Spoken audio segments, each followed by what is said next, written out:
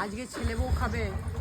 ছেলে বউয়ের সঙ্গে মা, বাবা, কাকা, কাকিমা, জেঠা, জেঠিমা সবাই খাবে। আমরাও আছি। ওরাও আছে, এই চামচিকিও আছে। হ্যাঁ, কত দেবো? রসুন দাও। 250। 250 কেন? এটা কত হবে? 30 টাকা। এটা কত হবে? কত বলো না, 250 দেবো কি? 30 টাকা।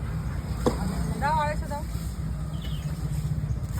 সবাই খাবে তো বেগুন চাইলাম, যেটা দেখবে দরকার পড়বে সেটাই দেখবে, থাকবে না। বেগুন নাই, বেগুন থাকে আজকে অনেক দাম। আজকে অনেক দাম বলে বেগুন তুলে নাই, অনেক দাম বলে বেগুন খাবো না আমরা। ঠিক আছে, এটাই ভালো কথা। এরকম এটা কি কুন্নুটি শাক, পনকা শাক নয়, এটা পনকা। আচ্ছা, এটা পনকা শাক। পনকা শাক নিলাম, আর এই কটা সবজি নিলাম। ঘরে ফ্রিজে গাদা সবজি আছে, কিন্তু ভেবেছিলাম 5 রকম ভাজবো, কিন্তু কি ভাজবো? ঝিঙে তো আর ভাজা যাবে না, উচ্ছেও দেওয়া যাবে না। ভেজে দেবো, শাক ভাজা, হ্যাঁ, আলু ভাজা, আদা দেবো না? ভেন্ডি ভাজা হয়ে যাবে।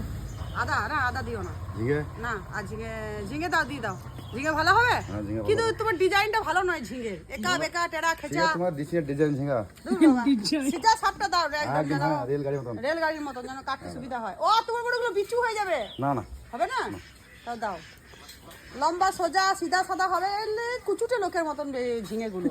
কুচুটে লোকগুলো যেমন বড় হয় সেরকম ঝিঙে গুলো দেখো। ভালো। লালতে শাক নিয়ে কাজ নাই, একটুকু পুঁই শাক দিয়ে দাও 10 টাকা। হুম, ওটা এক কিলো দেখেছো ঘরের দুয়ারে সবজি চলে এসছে। এইরকম সুবিধা ছিল না গো, এই ভাই আমাদের সুবিধা করে দিয়েছে। হ্যাঁ, 2 বছর নাকি ব্যবসাটা? ক বছর? 2-3 বছর হবে এই সুবিধাটা হয়ে গেছে। সুন্দর সব কিছু তুমি এখানেই পেয়ে যাবে। আমার ওইখান থেকে পানাগড়েও সবজি চলে আসে। 500। 500 এটা? বেশি দেবো, 1 কিলো দেবো। হ্যাঁ, 1 কিলো দেবো। না 500 দাও। টাটকা খাবো, প্রতিদিন আসছে কিসের জন্য বাসি করে খাবো? টাটকা খাবো। ভেন্ডি লাগবে না? না, হয়ে গেছে? হ্যাঁ, আজ বাড়িতে মহাভোজ।